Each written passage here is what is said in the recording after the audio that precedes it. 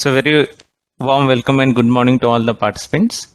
So the today's session is all about human robot interaction for manufacturing applications. So in this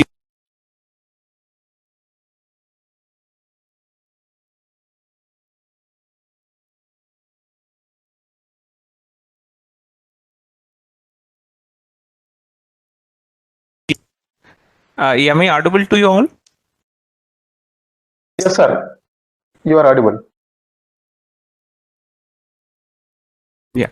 So the contents are planned in this way: the industrial revolution and the robot revolution and the requirements for human robot interaction and the task sharing between the human and robot for manufacturing applications and the criteria for sharing the tasks between these two resources, and then the types of human robot communication, and then the applications of HRC in the manufacturing area, and then the challenges and opportunities. When we are discussing the human robot communication techniques, we are going to discuss the challenges and opportunities also in it. The first, the industrial revolution. So most of the people talk about industry 4.0, industry 4.0 all the time.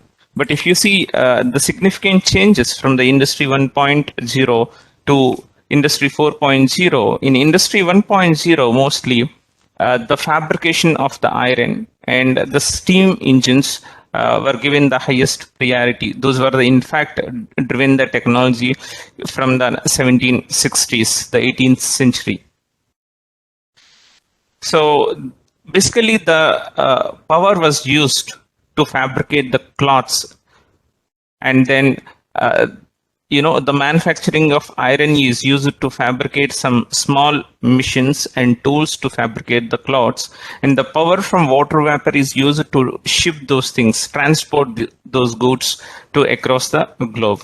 So I think you might have seen that in yesterday's first presentation in Make in India, the Britain gained more advantage from the first industrial revolution. But when it comes to the second industrial revolution, the technology was scattered to all the countries, different countries, and they have focused on the manufacturing of the tool in bulk scale, that is mass production, and the fixed automation was taken place. So in which the automobiles were introduced. So the inception of these automobiles, the four-wheelers, so it driven the manufacturing industries towards this mass production and fixed automation. When it is moved from industry 2.2 to 3, the digital revolution was taken at a very rapid phase. You can just look at the mobiles, what we were using some time back and what we are using now. So if you just look at the first mobile, I can say what you are seeing on the screen, it is the first ever portable mobile phone.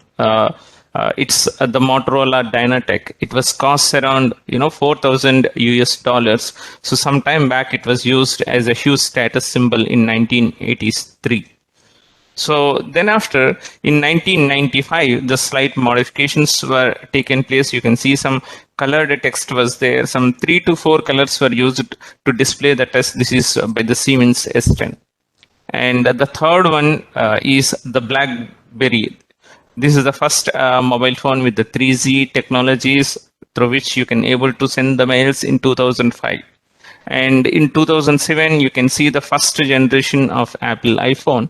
So it's completely, you can see that the traditional, the button, pressing the buttons, that is completely waved off. And in place of that, you have a touch screen. This touch screen is nothing but the capacitive sensors, what we were talking yesterday, in the proximity and range sensors, in the touch sensors, tactile and force sensors, we have seen the touch sensors. Our mobile screen is one such capacitance-based capacitive touch sensor, so which is used in 2007. So if you look at this, the digital evolution in 1969 to 2011, so the fixed automation has changed towards the flexible automation. So what happens in flexible automation? So day to day, the technology is changing, the products are changing, and the manufacturing methodologies have to be changed, and the assembly methodologies have to be changed. So once again, we move back from the fixed automation to the flexible automation in through flexible manufacturing systems in Industry 3.0. So when it comes to the 4.0, now we are looking at not only the flexible manufacturing, we are also looking at mass production with flexibility. That we call it as mass production with mass customization. You should able to customize your complete manufacturing layout or an assembly layout for any new product. So your layout should be so dynamic by using some advanced driving technologies like augmented reality, 3D printing as such. So you can see these the recent mobile phones in the current era. So every now and then, like every monthly once, you can find out a new mobile phone with the new features. So if you look at a product, the mobile phone, so the product has to be fabricated, then it's supposed to be assembled. So when they are changing the different type, the different shape, different topology, and different geometries, they should change their manufacturing layout or the assembly layout. So that's the reason, most of these electronics assembly units, they dependent on the humans. You can see in the figure on the right top, it is by the Foxconn. So they are going to set up some assembly units for the iPhone in Asia, because these Asian countries are having the lot of workforce. So this is one setup that they are establishing in India and Malaysia for the assembly of the iPhone.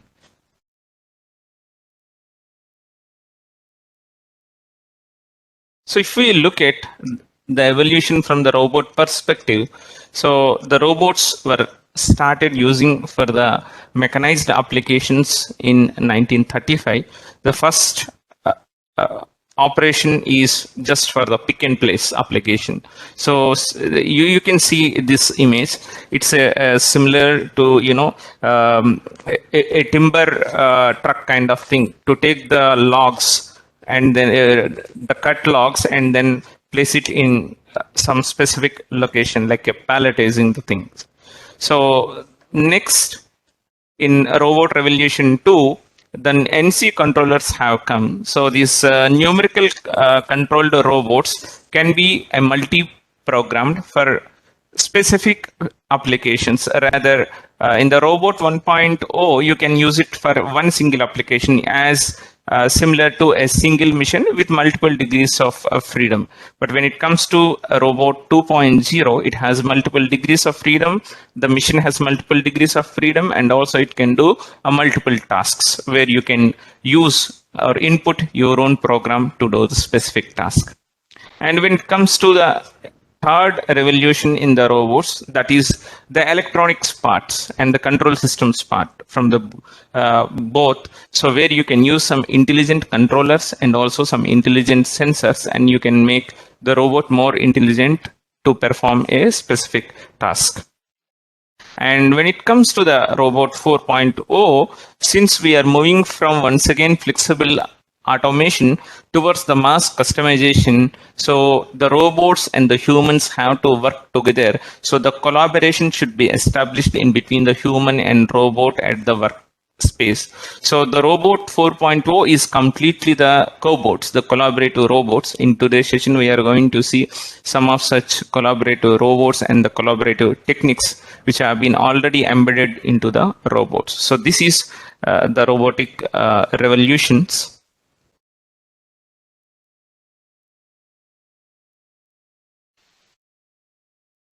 And now let us see the requirement, why the robot and human has to be interacted, why those two supposed to be collaborated. If you look at any product, a product is basically composed of multiple parts which have to be assembled together to make it function properly in its real-time working environment.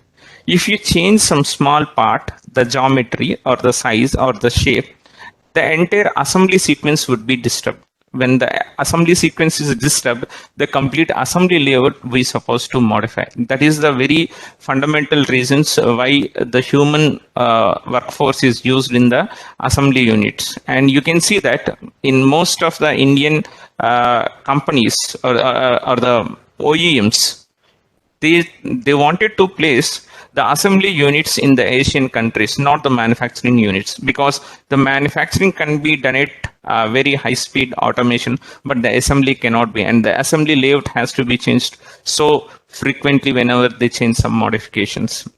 I'll give you one best example from my experience. If you look at the vehicles on which you are traveling, the Indigo aircraft, you take some, for example. So the Indigo bought the aircrafts from the Airbus in 2007. So 2007, one set of aircrafts, and 2011, some set of aircrafts. So while we travel on those aircrafts, you can just observe it.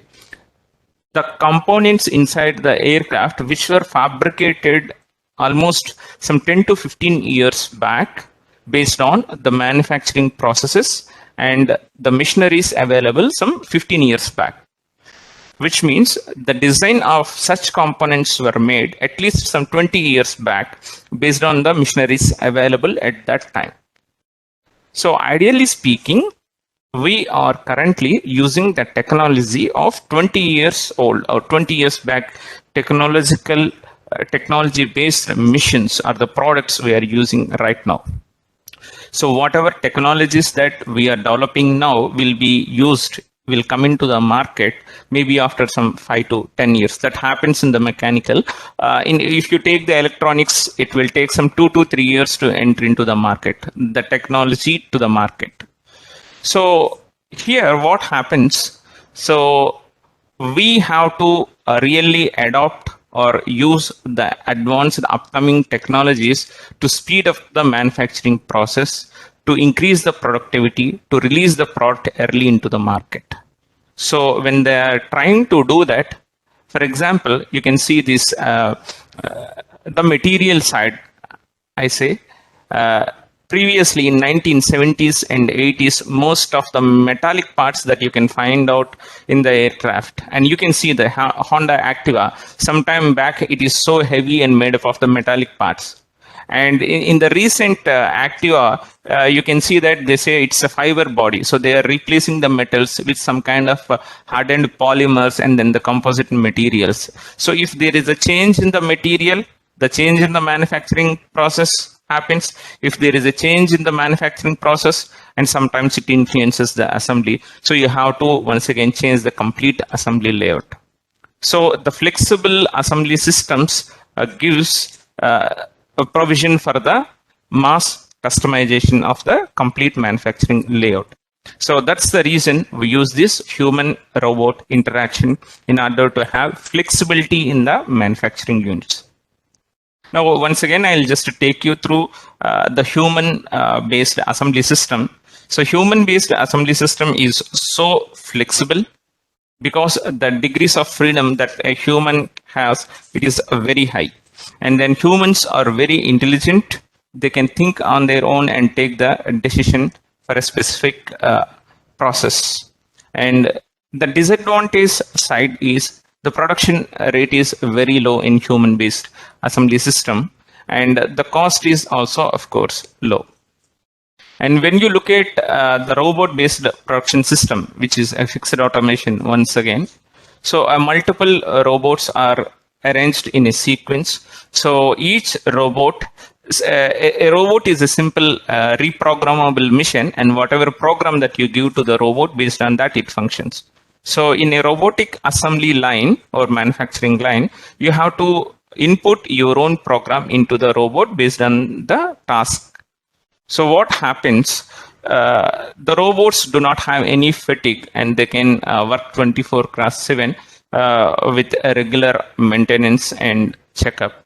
So the robotic assembly systems are they produce very high production, and they are so accurate and precise, and they can perform the repeatable tasks. However, it is so costly. If any robot get damaged or malfunctioned during the production system, then immediately that's supposed to be replaced with a new robot. Once again, you have to tune or input the program for that particular robot. So you should have a multiple robots backup in order not to disturb the entire production system. And once again, you have to appropriately put the program into it. So this is, complicated task if you are using a huge number of robots in a production line. However, you gain the advantage of accuracy and production. So now in Industry 4.0, the people's their requirements are changing now. It is, we can say desire-based production or the wish-based production.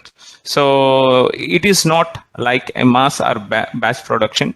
If you have your wish, according to your wish, the production will be done. So for that purpose, we need a production with highest flexibility, and it's supposed to be so intelligent with a medium cost.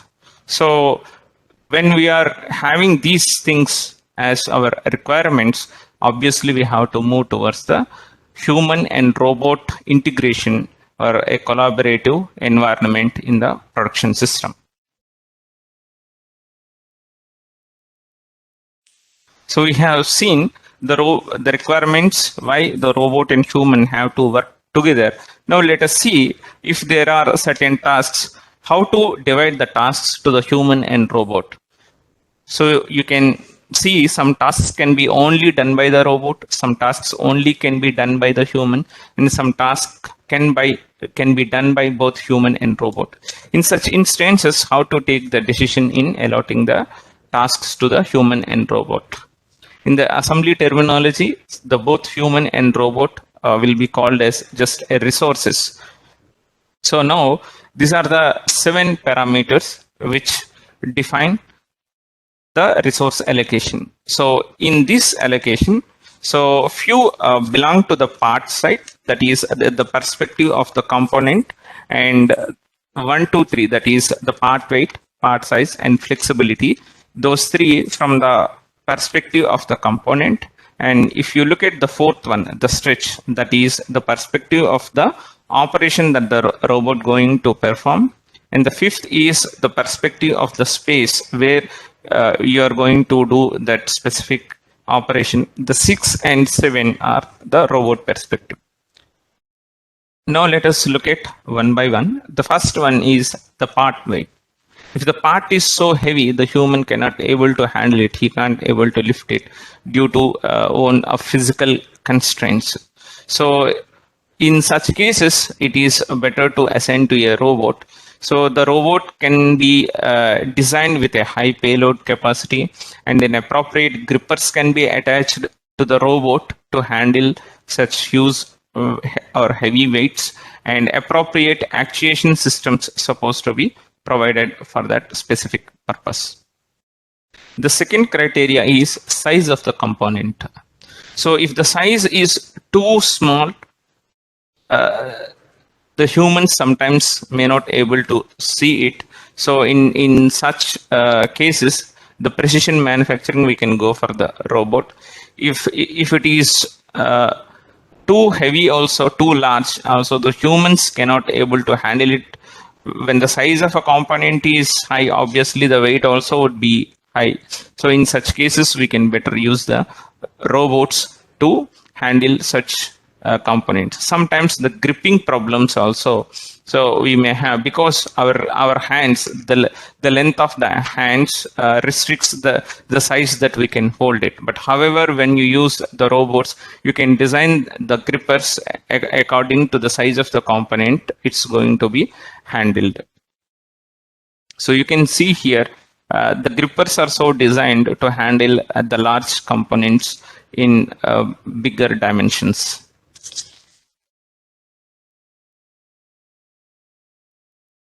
And the third one is the flexibility.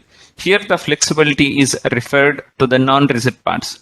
most of the assemblies we are going to use the rigid parts. Rigid means which are non-deformable. If you hold it, there will not be any change in the size or shape of the parts. Here, the flexible parts are nothing but the non-rigid parts. When you hold the part itself, the part shape or the size can be changed. The best examples are the wires and cables, and these are mostly the part of the 90% of the electrical and electronic goods. You can find out these cables, including in the mechanical systems also. So in such cases, the robots cannot or do the operations with these flexible parts. The human hands, because we have the highest degrees of freedom, you can easily able to handle these flexible parts for assembling and disassembling. You can use the robots, but you need to design the robot gripper so precisely so that it will be so much costly. It is not economic or it is not advisable for robots to do operations with the flexible parts. The next is the stretch perspective. So here the stretch perspective is from the operation side. So if there is certain operation, maybe some repeated tasks are there, and due to the ergonomic considerations, our body does not allow to do it repeatedly, which may sometimes gives musculoskeletal disorders. So in such instances, we can use the robot for the tasks. And then height. When it comes to the layout, the manufacturing layout or the assembly layout, whatever you call it. So there would be the inventory. There is a lot of components are placed at different locations at different heights.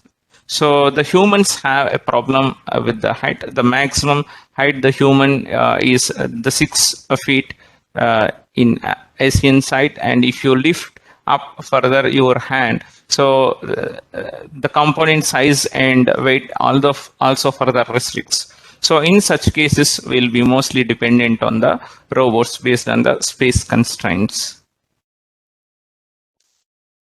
The next is the payload. See here, the payload, this is the perspective of the robot, and part weight, that is the perspective of the part. So if the payload is heavy, the selection of the robot that you have to do in accordance to the part weight, or else the robot will fail to do the specific operations. The next is the reachability of the robot. So we have the humans, mostly we will use our legs or the hands to stretch to our full extent to reach certain location. But when the same thing done by a robot, it does not lose its load bearing capacity. So here the reachability is defined in yesterday's sessions, the same once again. It is the distance from the center of the robot to the fullest extent the robot can reach. So these are the parameters that we consider when we assign the tasks to the human and robot. So assume that we have assigned some specific tasks, few tasks to the human and few tasks to the robot. Now the robot and human are working in the same cell on the same component, and you see what's going to happen, because the robot do not have any intelligence what is happening to its surroundings, and it can harm the people nearby in its robotic cell. So when the robot and human are working together, there should be a proper communication or proper coordination between the human and robot. So if a task is there, first the human can handle the tool and work on the workpiece or the job. And once the human completes his work, he can move the job or he can assign the task to the robot. And you can avoid the human and robot working together in the same cell. So this can be achieved by means of cooperations. So in these cooperations, basically the sharing is done between the human and robot. There are two types of sharing. One is the time sharing, the another is the task sharing. So here you can see when the robot is inactive condition and the human is active and doing the work on it. When the robot is active condition, human is inactive condition. So here what happens, the idle time goes up when human is working, the robot may have to stay idle, or when the robot is working, the human have to stay idle. So you need to have a proper time balancing or the proper time scheduling.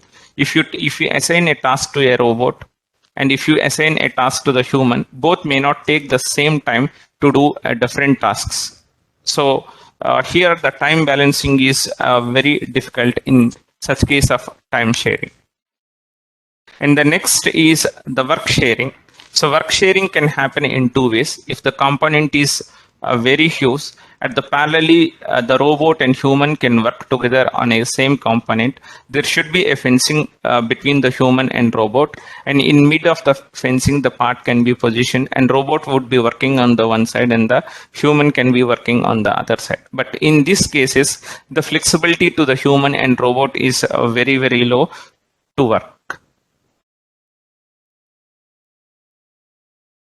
So the current system in work sharing or the time sharing, it would be like protected with a cell where the robot is kind of isolated. So here the major challenges in the time sharing is the chances of risk. For example, if a task on a machine is given some 1 minute to a human and then after the robot is going to work. If the human doesn't or can't able to complete his assigned task within the 1 minute, and the robot do not mind it come and interrupts the human and it will start doing its own work. So here the chances are very high in such cases. And in case of work sharing or the time sharing, the idle time and the number of resources have to be optimized. This is one challenging task. And obvious thing is the manufacturing process gets slowed down and the productivity is too low in case of this work sharing and time sharing concepts of human robot cooperation. So further this can be addressed by means of some collaboration between the human and robot. So to have the collaboration between human and robot, we can provide some communications interface between the human and robot. So it can be either a one-way communication or it can be in two-way communications. So in one-way communication typically, so one will understand the position or the requirements of the other. Mostly the human is going to give the signal to the robot and robot is going to understand and act accordingly. That is the one-way communication. So here the robots are connected with some sensors. Those sensors will read the signals from the human and then it will act accordingly. So here the first one is the voice based or voice controlled collaborative robot. So here the human is speaking, the robot will understand from the words the speaking of the human and it will do the task. This is the first mode of one-way voice controlled communications. And the second is another one-way communication through the gestures. The human can show his gestures by operating by his hands or legs at different positions. You can just move your fingers so that you have to pre-program the robot with your gestures. Through a vision sensor, it will detect your postures. Accordingly, it will function. The third one-way mode of communication is the hand guidance. So hand guidance is currently available, this technique, with most of the collaborative robots like ABB, KUKA, Fanuc. So generally you already aware that the forward kinematics and inverse kinematics of the robots. If the robot end effector has to reach some positions, each links have to rotate over the joints. So if you know the joint angles, so that you will know the end position of the robot, which is the forward kinematics. The inverse kinematics is kind of reverse to it. If you know the end position, based on that, it has to adjust its links positions. So in manual guidance, you can hold the end effector with your hand. So where a set of sensors are integrated to it, when you move the end effector with your hand, automatically it calculates it performs the inverse kinematics and adjusts its link positions.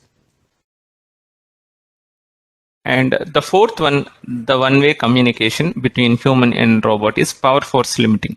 So in power force limiting collaboration, if suddenly, if the robot hits a human or any other part, so it will stop immediately. Here the impact would be very low. With the low impact itself, the sensors can recognize and then it will stop the action. It is just to reduce the intensity of the damage or the accident. And the fifth mode of communication is the teleoperation. It's also a one-way communication which you can exhibit through EAR and VR. And the sixth is a kind of, so far we have seen the one-way communications. So in one-way communication, robo is getting the signals from the human and accordingly it will act.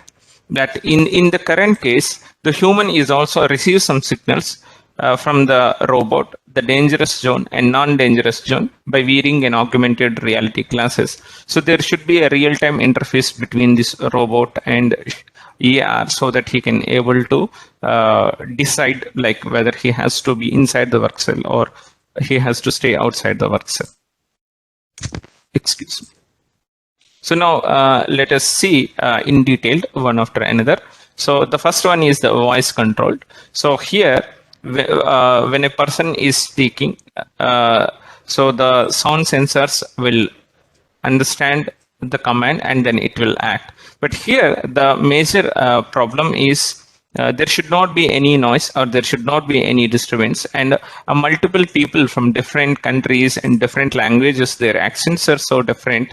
So you have to train or you have to write a sophisticated program which can able to understand all the languages and the accents. That is too difficult. And the second thing is the noise and the surroundings disturbance filtration. So that is the second challenging task. So the opportunity in this area is controlling the noise in the robotic environment. But in manufacturing industries, mostly these robots are used to do some operations where noise cannot be controlled or minimized. The second one, as I said, the gesture control. You can just have a look at this video.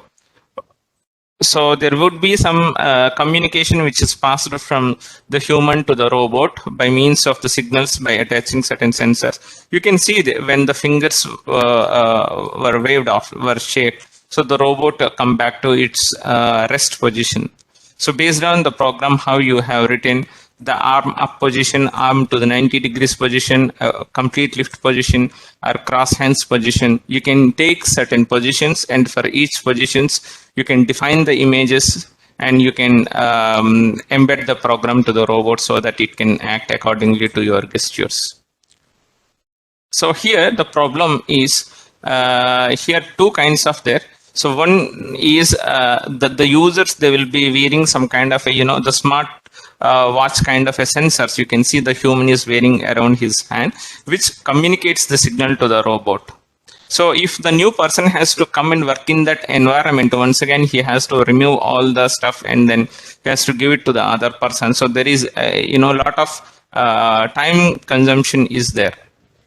At the same time, if you give flexibility to any human to work within the environment, it can lead to the wrong gestures also.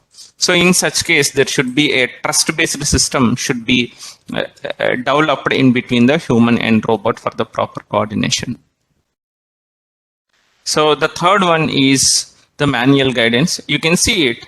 A person is holding with his hand to the end effector and he is moving to the welding zone, and you can see on the teach pendant accordingly the links or the joint positions are varied, and then you can fix that is the start point, and then you can give the intermediate points where it can go along the weld bead path, and finally you can define the end point.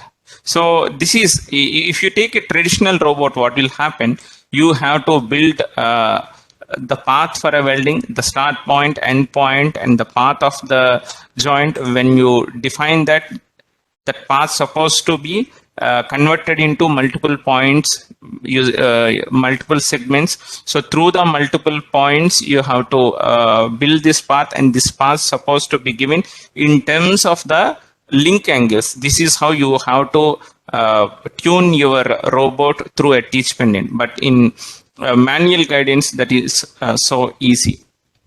You can see that it is a C kind of a welding, so which is done from this end down and then straight and then once again up. So now you can see this in this teach pendant. Now he has recorded the complete movement of the robot. See where it's supposed to start, go down and then go on the right hand side and along the weld bead path, and then once again you move up. So this, in this way you can easily do the task.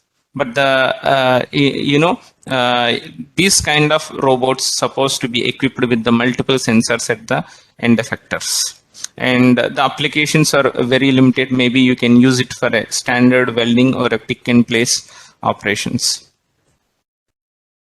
So you can see the power force limiting. You can see it. The damage to the human is very low.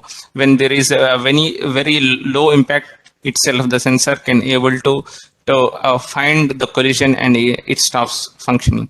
So at every joint there would be a sensor. It's a kind of the motion sensors which can, or acceleration sensors, which can capture the impact. At the low impacts it can recognize and then stop its function. So even then the impact is low, but it is not completely minimal. And if the same impact the impact is happening here at the shoulders or some positions, but if it happens at any sensitive positions, it can lead to huge damage to the human. So in such cases, we can use the soft robotic links with high stiffness. That is one critical area currently. The medical robots, robotic people are working, which we can use it for the industrial robots also. The soft and stiffer links, or by using some compliant mechanisms to the robots. The next is the teleoperations. You can see here, based on the virtuality, a VR headset is worn by the user, and with reference to this VR headset, he is moving. The same movement is replicated by the robot. So this is how the teleoperation works. You can find out the application of this teleoperations in most of the medical applications to make some minimally invasive surgeries as such. And also the previously, the people are using master slave kind of robots in the nuclear applications where the human cannot go inside. There will be a similar robot of scale down model, and if you operate the master robot in non-dangerous zone, in the real working environment, the slave robot would be doing the same task. So it's almost the similar kind, but the thing is here the mode of operation is made through the support of virtual reality. So here there is a lot of scope for this high-speed wireless technology for a better responsive rate and also the machine vision. The next is the two-way communication. So that is communication from the robot to human and the human to robot. So far we have seen the communication from the human to robot, the presence of human in the vicinity of the robot. Now the human also should able to visualize or can able to see the location.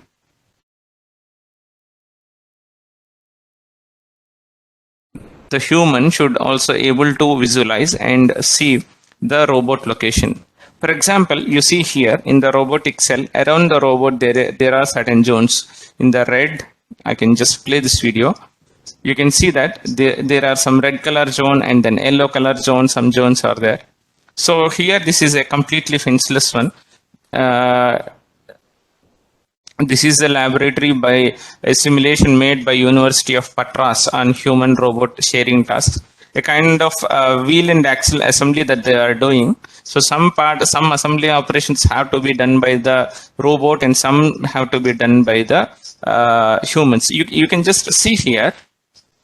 See around the robot you can find out some red color and then the green color zones. So those are the real-time zones which are changed or which are changing based on the position of the robots. So here what happens, the human is going to wear a augmented reality glass. So in the augmented reality glass, based on the robotic arm position, these zones will be displayed so that the human will not do any mistake entering into the hazardous zone from the human side. From the robotic side also, robot is also equipped with the other mode of communication, so that can be by means of a safety mat or as such. So if the human is entering, you can see here, if the human is entering into the, once he crosses the yellow zone and entering into the red zone, the robot will automatically stop working.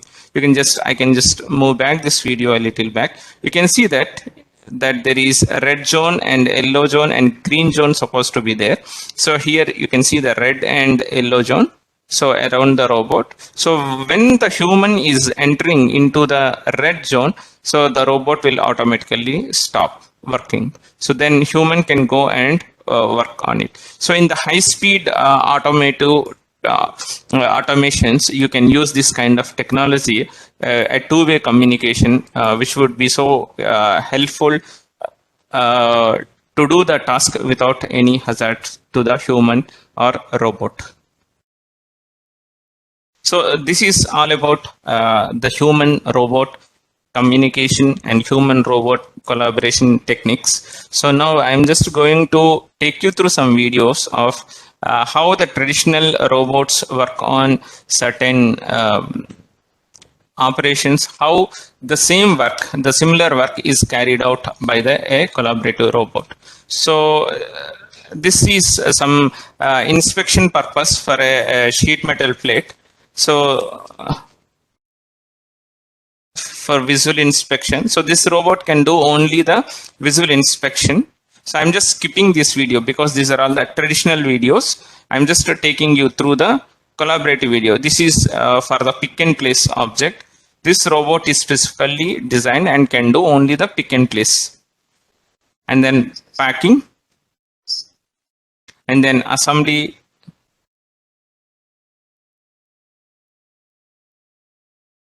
See here, some 6 applications of the traditional robots are given. So I just skipped the videos because these traditional videos you can get, and you have seen many. So now I'm just taking you through some very interesting video, the collaborative robot, so which can able to perform all the tasks. Ideally, these collaborative robots are actually work for the very low loads.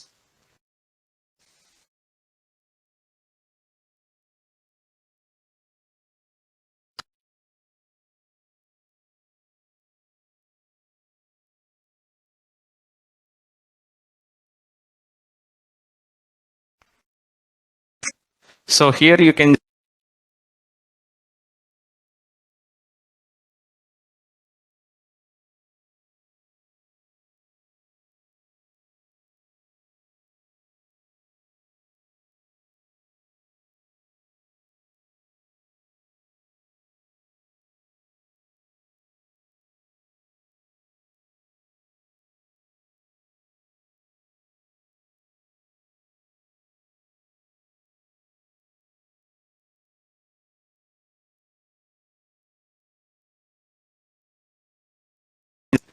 so it can use it for the, sorry, I think my voice is not audible. I'm just going to play it once again.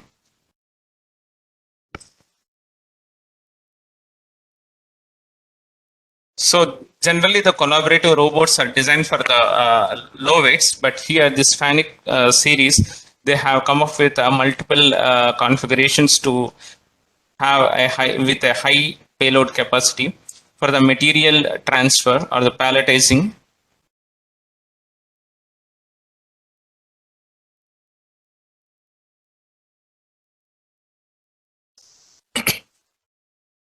You can see the reachability of the robot. It is consistently varying. Generally, these cobots are having a very low speed so that it's supposed not to harm to the human. But here, these FANUC series of cobots are having very high speed working.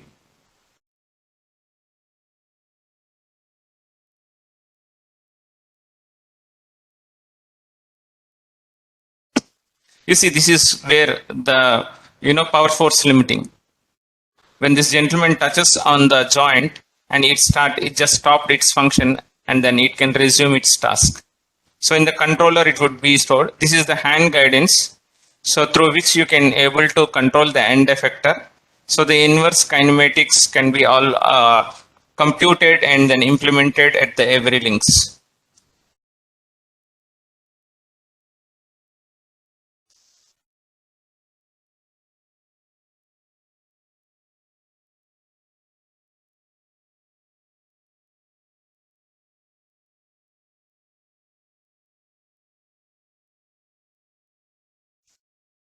So you can see these the collaborative robots for a real-time industrial application.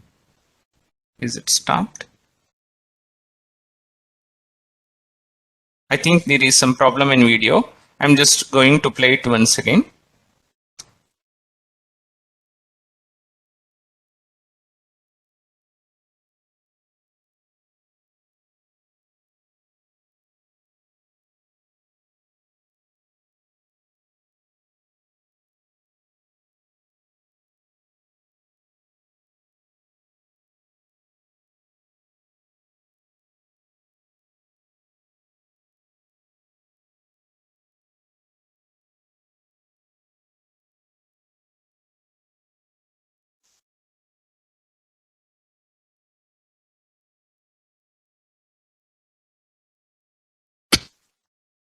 Sorry for the inconvenience while playing the video. We'll move on to the next. So this is the application of collaborative robots. If a robot is collaborative by means of these one-way and two-way communications, so the same robot can be used for the multiple applications with a lot of flexibility. So this gives, this allows you to customize or customize the robot for your required manufacturing application.